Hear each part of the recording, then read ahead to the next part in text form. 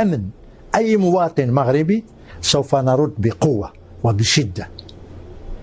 وهذا الإنذار تاع صاحب الجلالة ما زال قائما، ونقولها للجيران ونقولها للانفصال. متابعينا الكرام، في هذا الخبر العاجل والمهم، يوم أمس وفي قصف عنيف استهدف عدة مناطق في شمال موريتانيا وفي مناطق حدودية مع موريتانيا أدت إلى مقتل عدد من المخربين والإرهابيين والمرتزقة، وهذول كيتسموا بين قوسين بمنقبين موريتانيين، وهما في الأصل يساعدون مرتزقة البوليزاريو على استخدام الأراضي ديال شمال موريتانيا من أجل استهداف الأمن والاستقرار ديال المملكة المغربية على شاكلة العملية الإرهابية التي حدثت في مدينة السمارة. ونعم متابعينا الكرام، الصورة اللي كتشوفوها الآن أمامكم على الشاشة، الآن أحد الهالكين يحمل الجنسية الموريتانية قتل هو الآخر في الغارات أو القصف ديال اليوم امس مع عدد اخر، عدد كبير من القتلى. كاين هناك فيديو، عندي فيديو ديال الجثث المتفحمه ديال القتلى، ولكن ما غاديش نعرضه هنا بسبب طبيعه الحال القوانين ديال اليوتيوب. اذا متابعينا الكرام، يوم امس هلك عدد كبير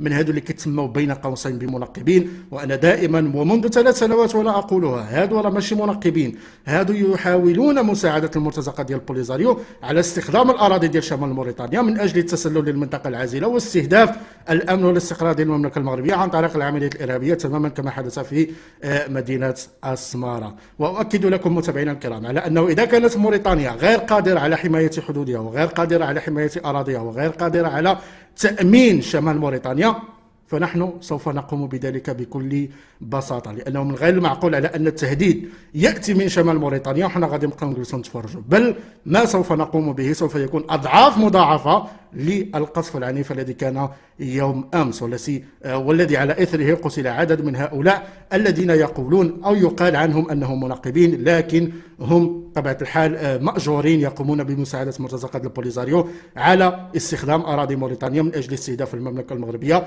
وهذه المسألة غير مقبولة بتاتا وسوف يقابلها رد صارم. وصدقوني متابعينا الكرام، ما هو قادم سوف يكون الويلات، سوف ينزل الويلات على مرتزقة البوليزاريو وعلى نظام حضارات الجزائر، لأنهم ارتكبوا حماقة القرقرات في نسختها الثانية، وأنكم عارفين ما حدث في القرقرات وما أعقبها من كوارث وصواعق وفضائع لنظام حضارات الجزائر ولمرتزقة البوليزاريو. نفس الشيء سوف يحدث هنا. وأؤكد مجددا على أن شمال موريتانيا أصبح مرتعا للمرتزقة والإرهابيين والمجرمين، ولن نسمح بأن تتحول شمال موريتانيا إلى مركز لتهديد أمن واستقرار المملكة المغربية، وإن تطلب الأمر تدخل مباشر في الأراضي الموريتانية من أجل حماية حدودنا وحماية استقرارنا وحماية أراضينا. فإذا المتابعين الكرام، كما قلت لكم، يوم أمس قتل عدد كبير من هؤلاء بين قوسين المنقبين، ولكنهم في الأصل مأجورين يساعدون مرتزقة البوليزاريو على استخدام الأراضي ديال شمال موريتانيا من أجل استهداف المغرب. se félicite de l'adoption de la résolution 703 du Conseil de sécurité sur la question du Sahara marocain. À cette occasion, je voudrais remercier vivement le pen holder américain pour la rédaction et la négociation de cette résolution. Nos remerciements s'adressent également aux autres membres du Conseil pour leur apport constructif et leur vote en faveur de cette résolution, qui représente un jalon additionnel dans le socle onusien pour le règlement définitif de ce différend régional entre deux pays voisins, le Maroc et l'Algérie. La nouvelle résolution du Conseil de sécurité consacre la sagesse et la clairvoyance du Conseil de sécurité en tant que garant de la paix et la sécurité dans le monde pour mettre fin à ce problème résiduel de la guerre froide.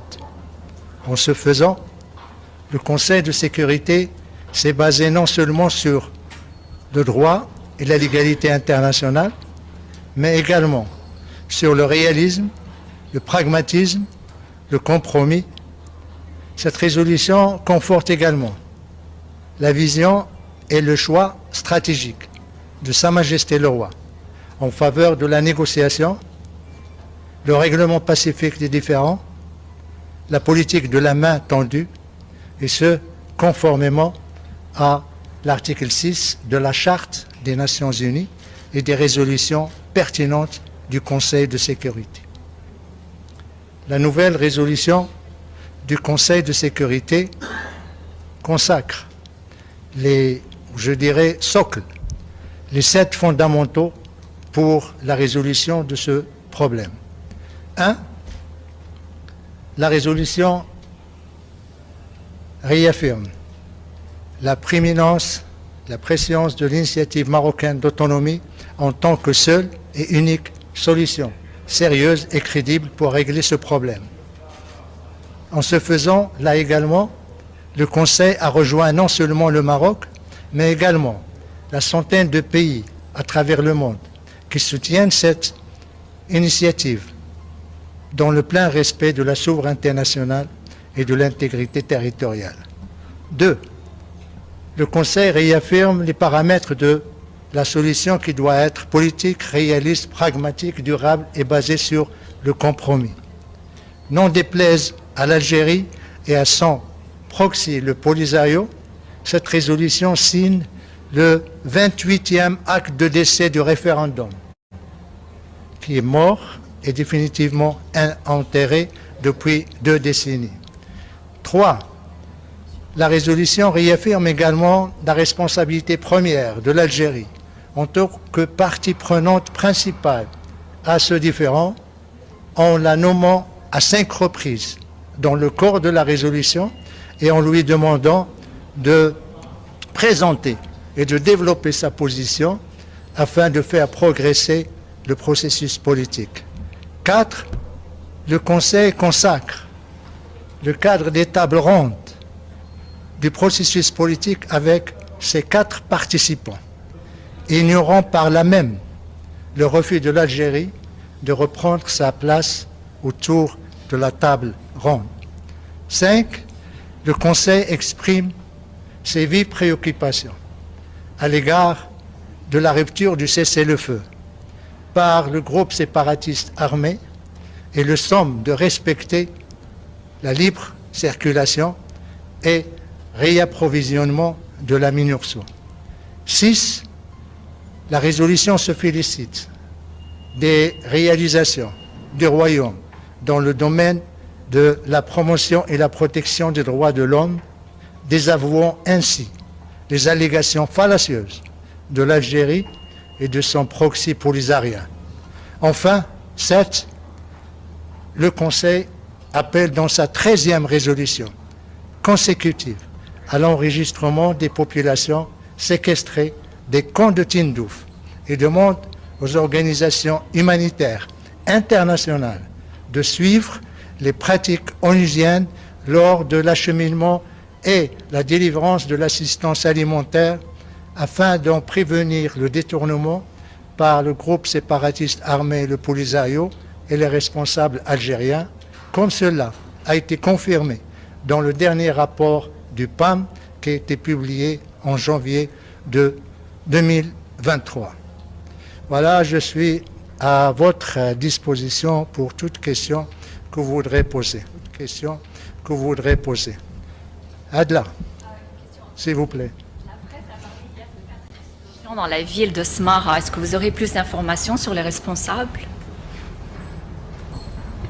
Effectivement. Comme l'a souligné la presse internationale, les radios, il y a eu 4 déflagrations dans la nuit de samedi à dimanche dans la ville spirituelle du Sahara marocain, dans la ville de Ma'l-Ainin, le grand leader de l'opposition et surtout combattant, qui a combattu la colonisation espagnole. C'est en pleine nuit que ces 4 explosions ont eu lieu. Je vais vous montrer ici. C'est une ville qui est connue pour sa sérénité, pour la qualité de sa vie et surtout pour le pacifisme de ses populations civiles. Les 4 explosions dont vous avez fait mention, madame, elles sont pratiquement dans le même périmètre. Première explosion, c'est dans le quartier industriel. Deuxième explosion, c'est dans le Hay Salam. Troisième Hay Salam et le quatrième, Hay Al-Wahda. Vous voyez, c'est pratiquement la ville et sa périphérie. Il n'y a aucune installation civile, comme vous pouvez le constater dans la première explosion dans le quartier industriel. Il n'y a aucune installation ou site militaire ni quoi que ce soit. Deuxième Hay Salam également, vous voyez des bâtiments, vous voyez des rues, vous voyez des terrains vagues. Troisièmement, Hay Salam, vous voyez, c'est les constructions, pratiquement. Et Hay Nahda également, vous voyez des bâtiments, des rues. Ben, c'est dans ces quartiers que ces explosions ont eu lieu. Nous déplorons malheureusement un martyr, un jeune garçon de 23 ans, qui s'appelle Hamza, qui ne vit même pas là-bas, qui est venu voir sa tante pour demander la main de sa cousine. Il vit en France, dans la ville de Tarbes. Il est venu avec sa mère pour construire un avenir avec la femme de son cœur ou la fille de son cœur. Malheureusement, le destin on a décidé autrement, ou je dirais ceux qui ont organisé, perpétré. C'est le communiqué qui a été publié par le groupe séparatiste armé, le Polisario. C'est le communiqué 901, où il est dit que, là j'ai le communiqué en français, où il est dit que c'est ce qu'ils appellent l'armée de libération sahraoui a ciblé 3 régions,